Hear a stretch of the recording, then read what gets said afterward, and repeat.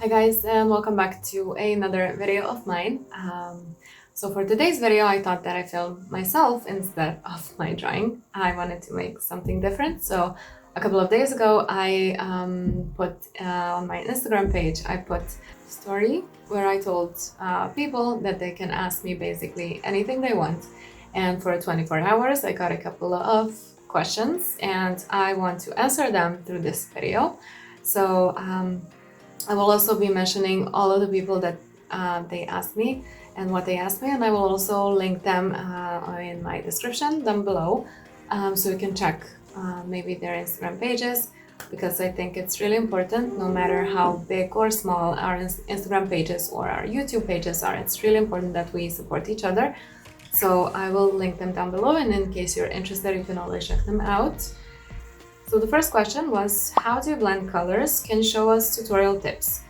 I would definitely make a tutorial on how you should blend your colored pencils, and that was definitely my plan to do.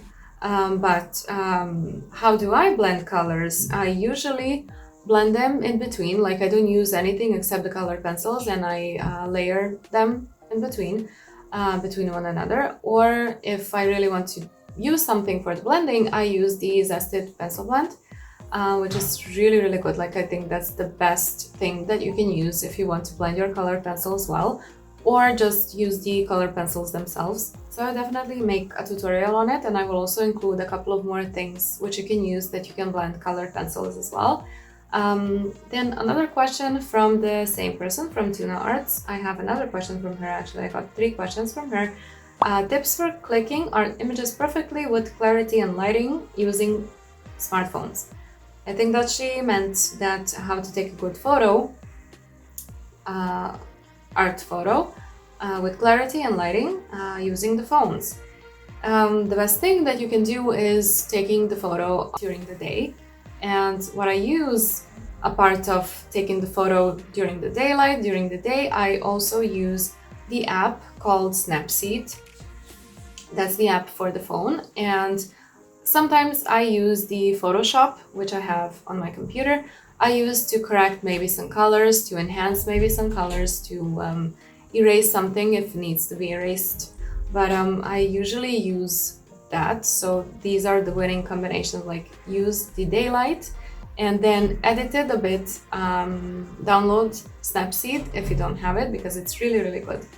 Or take the Photoshop and try to correct a bit more images. Then I have a question again from Tuna Arts. How to sharpen the pencils to avoid breakage of pencils, especially colors like Prismacolor? Well, to be honest, I never had a problem of the Prismacolor breaking. I don't know if I got lucky to get all of the sets that I bought for myself. I never had any problems with them actually breaking. What I use is the Derwent sharpener, but I never had an actual problem with the breakages of the pencils. I think that none of my pencils broke. I just sharpened them and I used them and they never broke. I don't know why. I know that a lot of people had complaints about Prismacolor colored pencils, that they're breaking. My street is very loud, but never mind. I never had that problem, so but definitely maybe you should use some electric sharpener, or maybe to invest in a bit better sharpener in order for your pencils not to break. Maybe it's because of the sharpeners, I don't know, because I never had the actual problem of them breaking, so I have no idea, but I think this is the best sharpener. I will also maybe put that on my story, which sharpener I'm using, so you can have a look there. But anyways, I think that the Derwent sharpener is really good. Or I will, of course, I'm filming a YouTube video, so I will link the sharpener in my description box so you can have a look, and I will link the Amazon link so you can buy it in case that you want. Then I got a question from Sophia Art. I really want to know more about the materials you use. So mostly what I'm using are the Prismacolor Premier and Faber-Castell Polychromos. And from the graphite pencils, I'm using Faber-Castell the most and Kohinoor the most. I will link everything in my description box as well, so you can have a look. And what I'm using a couple of charcoal pencils as well. And as for the papers, I mostly use the Strathmore ones. I also use the Fabriano or Canson, and from Strathmore I use the Bristol Board 300 series, and I use the Strathmore Tone 10 and Tone Grey as well. And I recently bought a pack of pastels, and I wanted to get a good paper for the pastels, and I got one from Claire Fontaine, and I think that paper it's gonna be like my favorite paper in the world, because I tried to draw a bit on it, and I think that paper is basically doing the half job for you. Like if you're using pastels, if you want to get a really an amazing drawing, like buy this pastel matte paper, and I will also link it down below, and your drawings would be like, basically this paper is doing the job for you, so it's really good. Yeah, that's basically materials that I'm using, and I think that's it. I use the blenders, I use sometimes the electric erasers. It depends on actually what I'm drawing and which medium I'm using. Then I got a question from Sandra Art Life. Hi Mima, I'm really big fan of you, and I was wondering what was your first pencils you had? Thank you so much, Sandra. I really appreciate that, and I'm really happy that you like my drawings. What was your first pencils you had? To be honest, I don't remember. I started to draw when I was 5, and the only thing I remember, like the official first colors or crayons that I got, my mom and dad had a friend in America, and he sent me a pack of 260 crayons. I even remember them, how they were packed, which was like the best thing I could possibly get. That like for a 5-year-old to get a 260 crayons, that was like insane for me.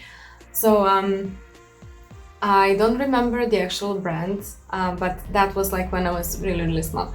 But when I wanted to start and to dive into drawing a bit more, the first pencil that I got, which was a couple of years ago, because I haven't been drawing that much with colored pencils until a couple of years ago. So the first pencils that I got was the Prismacolor Premier, and I got the 48 set. And after that, I maybe after a couple of weeks, I bought Faber-Castell ones. Then a couple of months after, I bought Prismacolor 150 set. So yeah, these were the color pencils that I used. Then from a Hufflepuff Butterfly, she asked me, how long have you been doing art? It looks incredible. Well, I started to draw when I was 5, and that was always something that I liked doing the most. Like drawing and dance were two things that was like the biggest passion for me since I was 5. So I was drawing like basically my whole life, since I remember, like since I was aware of myself when I was 5.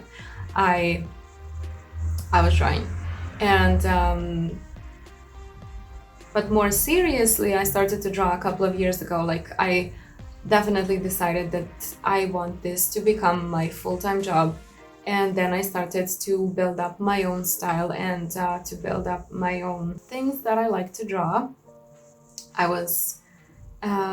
finished school for fashion illustration and fashion design and textile design, so I was drawing there a lot as well on my college, but I didn't do anything like this before. I was very focused on fashion illustrations and like the designs.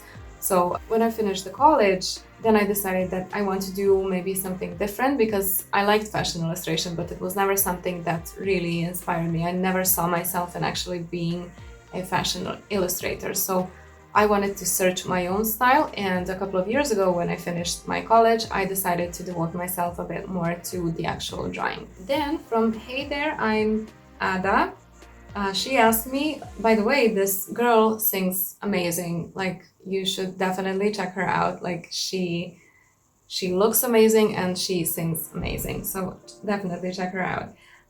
If you could draw with one color only, what color would you pick? And that's a really good question, because I have no idea what color would I choose, because my zodiac sign is Libra, and Libras are known for always being, you know, like, we cannot make decisions that easily. It's always like either this or maybe that, or if we choose something, maybe if we did choose something else. Like, it's really hard for us to make a decision. But maybe I would go with purple. Purple is my favorite color, and I don't know, maybe purple, because I think that anything that's purple, it looks great. So maybe purple. Or blue, or pink, or no, purple. Purple, let's leave it at purple. All right, then I got the question from Michelle. How long do you need for a drawing? By the way, I love your drawings. Thank you so much, Michelle. I really appreciate that. How long do I need for a drawing? Well, it depends on what I'm actually drawing. So sometimes it can take like an hour and a half, and sometimes it could take like up to 5 to 4 hours. It depends what I'm drawing and what materials I'm using. And it depends, of course, on my workflow and whether I'm like inspired or I'm like something in between. So it usually depends, but let's say from hour and a half until 4 to 5 to 6 maybe hours, something like that. Then from Mriganka Hunter Art, I truly hope I said that your name correctly, and if I didn't, please do correct me in the comments down below. From which age you had started to learn drawing? When you were growing up? Then who is your inspiration? All right, I get the question. I started to draw when I was 5, but actual learning how to draw, like, and getting in like so much more into it when I was 16, when I was 16, 17, I started going to art classes so I can apply for my college, because we had some exams, and if you pass those exams, which were like 3 days of drawing, and if you pass them, you can, like, apply for that college, and then that means that you got in.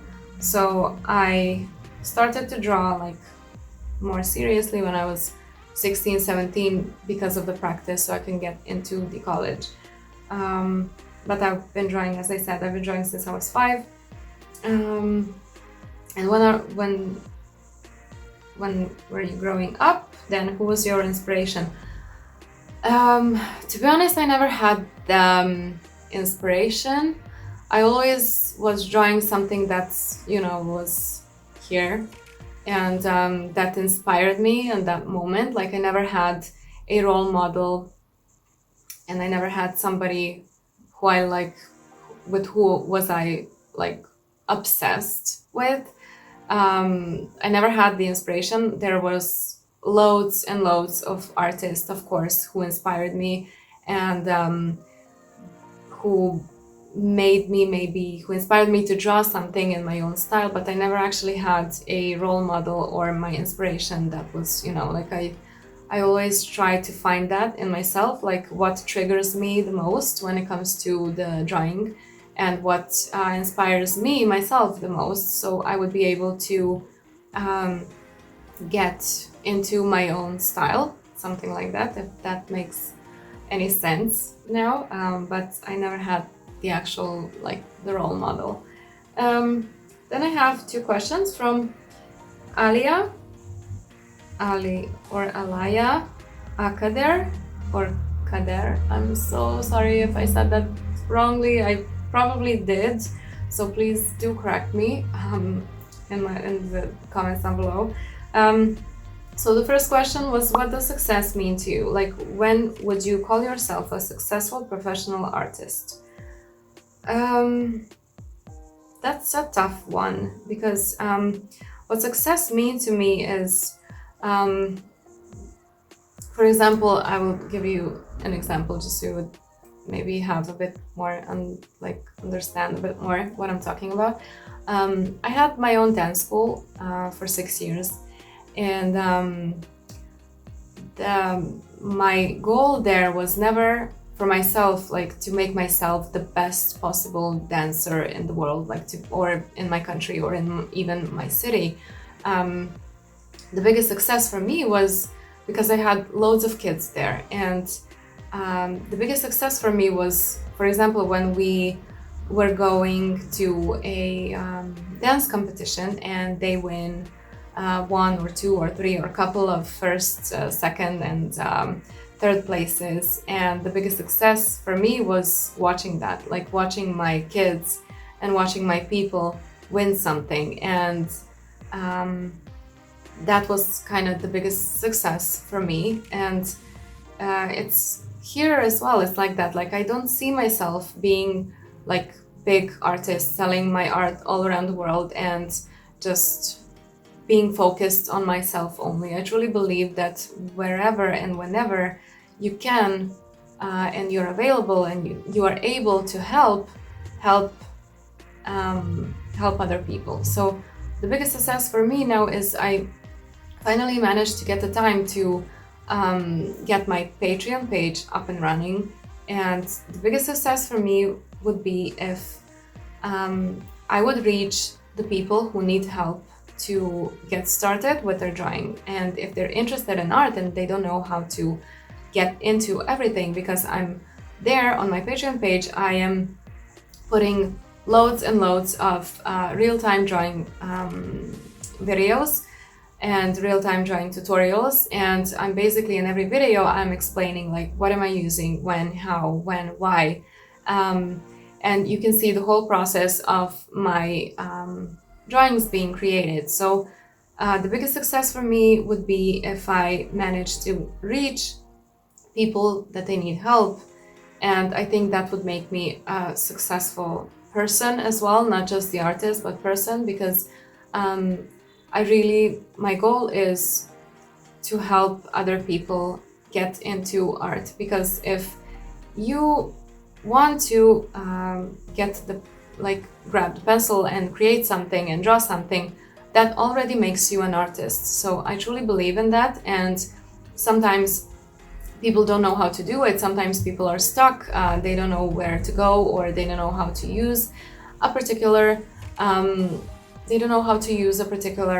materials, or I don't know, something, or paper or anything. So basically I would like to help a lot of people. So that would make me a successful and professional artist, to be able to help other people reach some level when it comes to art. And if I could see, like even now I have some people there who are drawing, and whenever I'm seeing their drawings and whenever I'm seeing their work,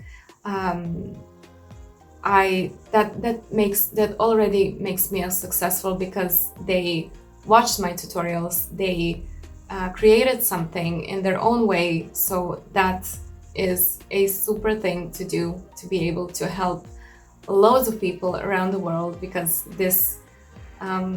we are so very lucky to live in the 21st century. Well, like, everything is online, and there are people, like, for example, I'm living in Malta, and there are people from America that are following my tutorials. Like, how cool is that? So basically, my goal would be to reach a lot of people throughout the world, and being able to help them get into the art and get into the drawing. So that would make me definitely a successful artist and a person as well, because I think it's important that you be a good person, and good and polite and successful as a person in order to be a successful artist. If that makes any sense to you now, guys. Then I have another question from the same person. Did you take art classes or do you consider yourself self-taught? I took the art classes, as I already mentioned. I took the art classes and I went to the art school and I went to the art college and I finished everything, but I would consider myself both. I would consider myself, I went to the art school and I learned there a lot, but I also learned a lot being able to learn by myself over the internet, or just reading a book, or searching something, or watching something like on the street. Just being able to observe things and try to see them in my own way and try to manage to draw that. So basically I would consider myself both, if that makes any sense, because that's how I just look at this. I just kind of see myself as both. All right, so the last question I got is from Budic/A. Is there a big difference between Canson Bristol paper and Fabriano Bristol? Ask for Polychromos. To be honest, I don't see much of a difference. Like, they're both Bristol papers and they're both really, really good. And I used both of them, of course, and part of using the Strathmore Bristol paper. I loved using them, like both. Maybe Fabriano Bristol would be maybe much better, but if you're asking for Polychromos, they're both gonna work really, really well. I just noticed that Fabriano works a bit better with Prismacolor than Canson. Canson is a bit weird, but they're also very good. They're both very good brands, and they both work really, really good. And they also work really good with graphite pencils and a bit with charcoal. So whatever you decide to buy, basically, you're not gonna make a mistake, definitely. So I would definitely recommend both of the brands. So yeah, that would be all from your questions for this video, and I truly hope that my answers made any sense to you guys. And thank you so much for being here. Thank you so much for watching this video. Of course, if you didn't subscribe to my channel, please do. That would mean a lot to me, of course. And give this video a thumbs up if you like this video. And if you have any questions for me, I would be more than happy to answer them. So I will also put a link on my Instagram page down below, so you can ask me a question over my Instagram page, or just comment on this video in the comment section down below. Just ask me anything, because in a couple of weeks I will also do something like this again. So in case you are interested to hear anything from me, feel free to ask me anything. And yeah, that would be all for today's video, and I truly hope that you liked it. And I'll see you all guys in the next one. Thank you so much again. Bye.